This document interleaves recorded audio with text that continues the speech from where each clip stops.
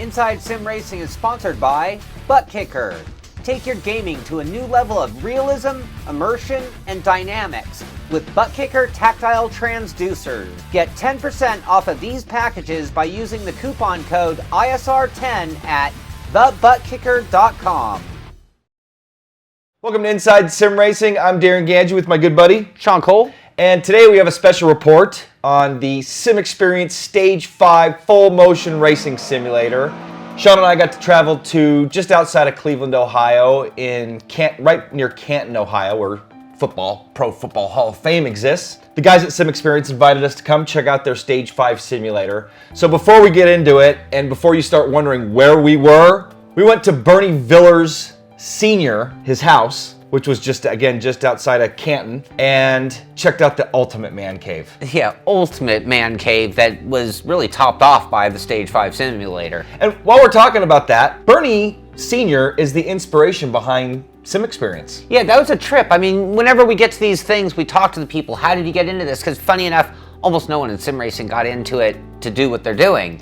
Or got into it because of their dad. Exactly, in the case of Bernie and Bernie Sr. So yeah, Bernie Sr. was a longtime racer, and when he dropped out, he just needed that fix. I think he'd seen some other simulators on the market, so he hit his sons up and said, I want something like this, can you guys make it for me? Yeah. And they actually made this rig that we're showing you here. This was like Stage 1 SimXperience. I thought this was something they had bought, actually, because when we first walked in, it looked like such a cabinet-type arcade machine until you saw the SimXperience actuators on the back. The G27 built in, yeah. Buttons on the dash. So that was, and that didn't have motion originally. And Bernie Sr. said, I need this to move. Right. So that's where the beginning of SimXperience, that's where it all started. That was the dawn of SimXperience. So moving forward, years down the line, I think 7 or 8 years that he's been doing this now, Bernie Jr. has created this company that he's marketing affordable motion.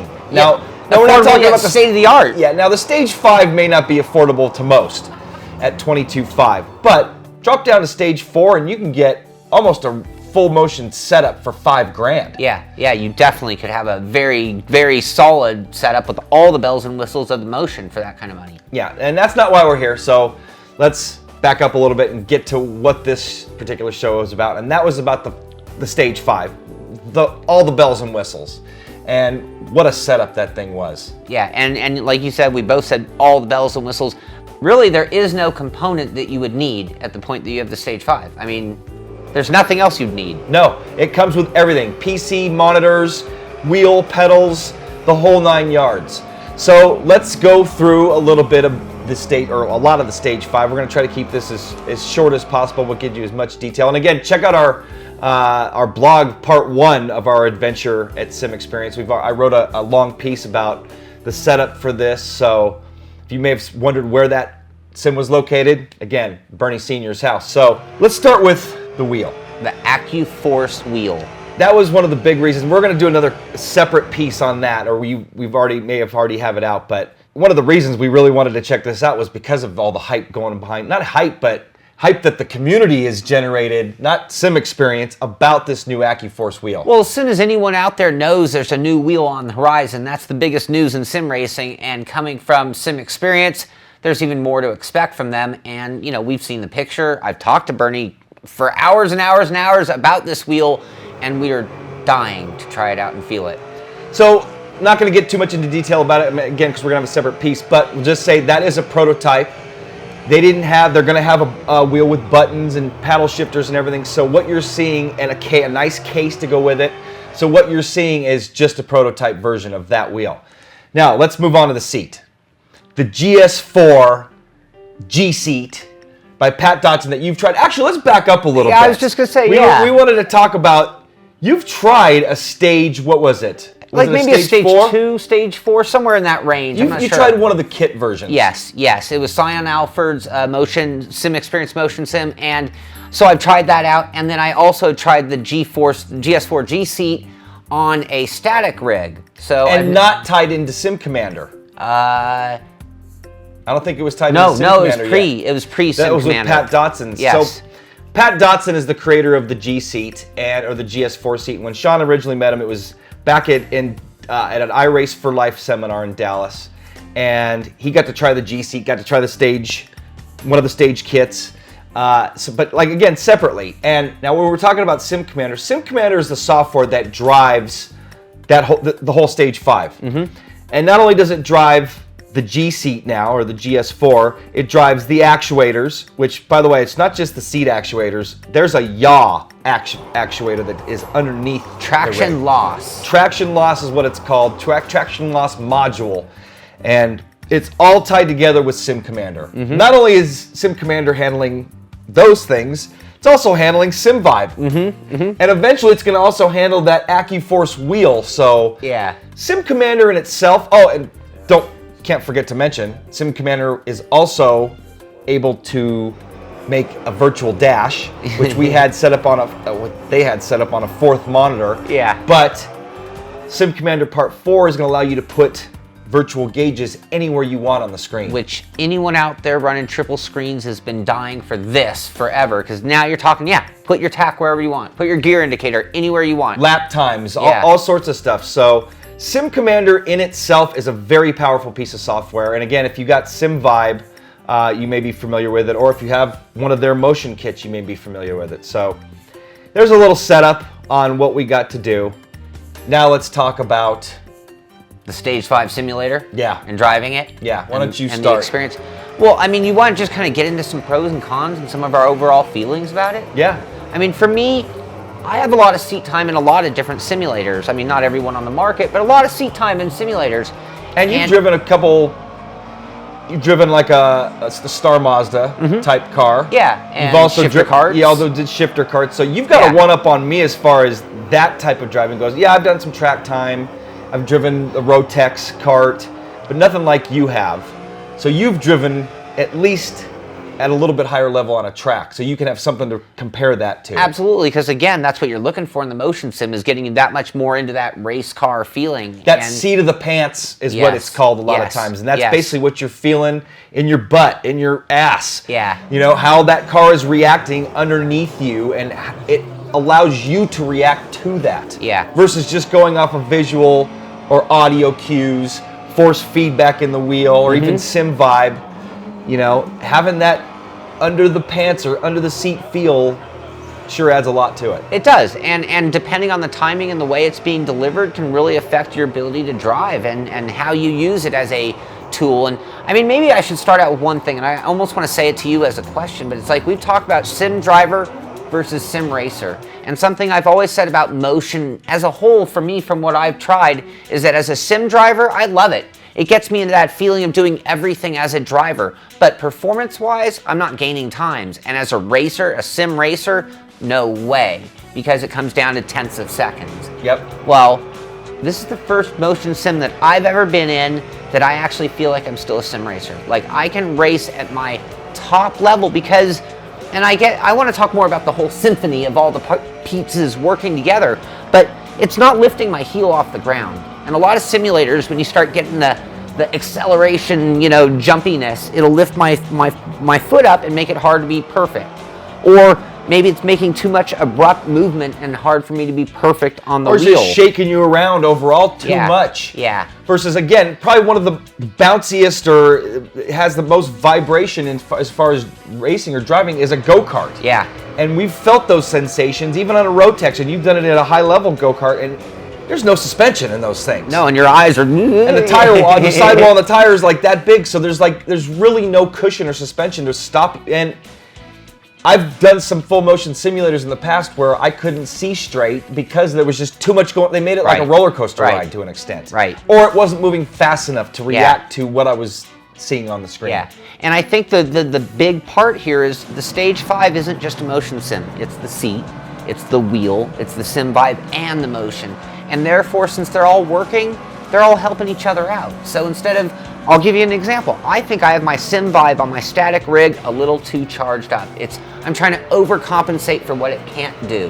And I need to tone it down. In the case of the Stage 5, all the pieces can be toned down a little bit because they're working together. It's got 3 teammates working with it, and that experience tones it down but makes it more thorough. I mean, that's the best explanation I can give. That's a great way to put it. And as a matter of fact, when I first sat down, it wasn't set for me. And in talking to Bernie and Pat, and Sean just mentioned it, it really could, it's so tailorable with the Sim Commander software that you can get every little aspect of that thing dialed into the way you want. And I got to sit down and actually set up my own profile, just starting with the seat and just the bottom, the seat bottom, and then moving to the seat back, and then moving to the actuators, and then moving to the rear traction component, and feeling the wheel by itself. Feeling all those components alone, and then tailoring them to how I want it. Not to knock any of the other full motion sims out there that we have tried in the past, because you can probably do it to an extent, especially if you're using Sim Commander software. A lot of times when we had tried it, it had been in a trade show atmosphere where it's just more of a roller coaster ride and is meant to throw people around a little bit. So not knocking any of those others out there, because we really haven't got to experience them the way we did this one. When I even first sat down, it was a little too much for me. It was a little bit of sensory overload, and I think just because I'm just used to feeling what I was seeing on the screen through my wheel and some sim vibe. But now throwing all these effects and all these things, and it was like, I wouldn't say convoluted, it just took some getting used to. But then when I got to dial my own profile in, that was the best sim racing experience I've ever had. And unfortunately, it only lasted a couple hours. I was driving the Aussie V8 at Brands Hatch, and talk about a handful, and it's that car in itself, man. What a perfect combination to test the system, though. Well, and to really get that, how it feels when it's snapping. And I got that thing dialed into where I was feeling body roll, it seemed, in the car, and really feeling it step out to where, coming down the front straight, I don't know if we have any footage of this, but coming around the front straight towards the start-finish line, I was feeling it step out in fourth gear to the point where I was able to catch it. And I've never felt that good about being able to catch. Now, and it could be part of the wheel too. Man, we're talking about, but it was all, what is it, 1,000 hertz? Is that what the hell they measure it, the speed? Yeah. As far as the data that can be transported through a USB cable, Bernie tells us the maximum is 1,000 hertz. That wheel is running at 1,000 hertz. Yeah. And again, we'll talk about more of that on our standalone piece on the AccuForce, but from it starting there, transitioning all the way through to the rear traction loss. 42-inch, were they 42-inch? They were 46, huge. 42, 46. Enough that's all I could see. Small bezels. Man, that was just, and then we even tried it with Oculus Rift. Which, I'm not going to get into Oculus Rift because we didn't have it dialed in, but we want to get an Oculus Rift and try it and test it. We want to try that against Envision 3D. That would be a great because that was a pretty cool experience, but just briefly, we felt it was kind of lacking. Another thing I want to talk about the whole Stage 5 that's unique to it compared to other sims or motion sims that I've tried is that all the monitors were attached. Yes. So when it's got the traction loss, so I mean, you got to understand this. The nose is staying kind of in the same place, and the rear end of the rig is moving like that. And not too far. I mean, maybe side to side. I don't know. I'd like to know the distance. I think it's only 6 inches max. So 3 on each direction. And with that though, you're feeling like when, like in the Aussie V8, you step on that gas and that car steps out. That's what I call it. And you feel it because the whole sim will move. Well, the monitors are attached. So you're not feeling or seeing a change, you're just feeling it. So when you combine that with the force feedback in the wheel and the G-seat even doing some things to make you feel like you're getting light on the wheels, it all comes together. Something that we haven't mentioned in all of this is the chassis, how this thing is all put together. And it really made me think about it because you're talking about those monitor stands. I've got a shot from behind of how beefy. Did you see how beefy those? That was the most incredible triple monitor stand I have ever seen. And the fact that it kept those monitors still enough to, when you're driving, you forget that they're attached. Because on my rig here, they're detached. So I can work that wheel and the rig as hard as I can, and it'll jiggle a little bit, but the monitors do not move. You did not sense that in the Stage 5, and there was a lot of stuff going on. A lot of stuff moving.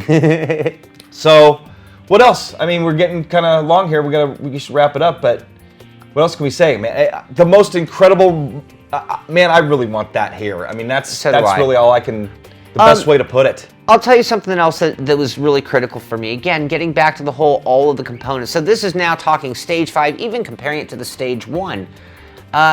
it's a seat mover motion sim. Right. So I mean, it doesn't move the whole. The pedals and the wheel are stationary, but I didn't feel like that on this rig, which is really strange to me because that's something that I've always put on my cons list for a seat mover type rig. It's jamming you into the wheel. Yeah, you feel like you're just too much motion sometimes. I didn't even know. I mean, I knew, but it didn't even occur to me that it was that style. Touch on the G seat a little bit. This was my first time experiencing it, and Sean had driven it before. But in conjunction with everything, you know how it pushes up against your leg as you're going around the corners. Or one of my favorite sensations was braking hard into the corner. Mm-hmm. I could really modulate where the threshold of losing traction coming into corners was. A lot based on what I was feeling in that seat. Yeah. Because the harder you brake, the more it pushed up on you and made you feel like you were getting sucked into the car. So that was one of my favorite sensations on the whole setup. The rear traction, I mean, all of it. Again, it's just, like you said, it's just a perfect symphony of... Yeah. And what's great is these guys are making most of these pieces themselves. I mean, you know, the chassis is their own, the actuators they're sourcing. Sure. You know, just they're building their own wheel. Yeah. You know, and they're sourcing pedals right now too, and they made their own software setup. Yeah, and again, you talked about being able to tailor it. It also starts off with the whole modular design. I mean, ultimately, you can start off with the stage one at very little money, and it's sure you don't have the wheel, sure you don't have a bunch of other stuff, but it's the first step towards getting to what we literally were driving. Yep. All right, that's pretty much going to wrap up our piece. Special report on the Stage 5 full motion racing simulator. I'd like to thank the team at SimXperience, starting with Bernie Villers Jr. What a great guy. His brother Kevin, Pat Dotson, who I've known in the sim racing community since like 1995 or so. So it's great to meet him for the first time and shake his hand and just talk. I have a recorded, not even interview, just talking shop. Conversation. That is 20 minutes long on our recording device. So I'm looking forward to sitting down and listening to that. And we're going to have more about the Stage 5, more from SimXperience. Sean had a bunch of questions. He sat down with Bernie. We're going to put that in writing on our blog. So speaking of our blog, come to our blog at isrtv.com. I've already got we'll have a link in this description to part 1 of our adventure. We go in a little bit more in depth, talk about some other things that we saw, and very similar to this show, but we went more in depth on the Stage 5 here in our take on it. So again, thanks to the guys at SimXperience. Hopefully you've enjoyed this special report on the SimXperience Stage 5. For Sean Cole, I'm Darin Ganji. We'll see you guys next time.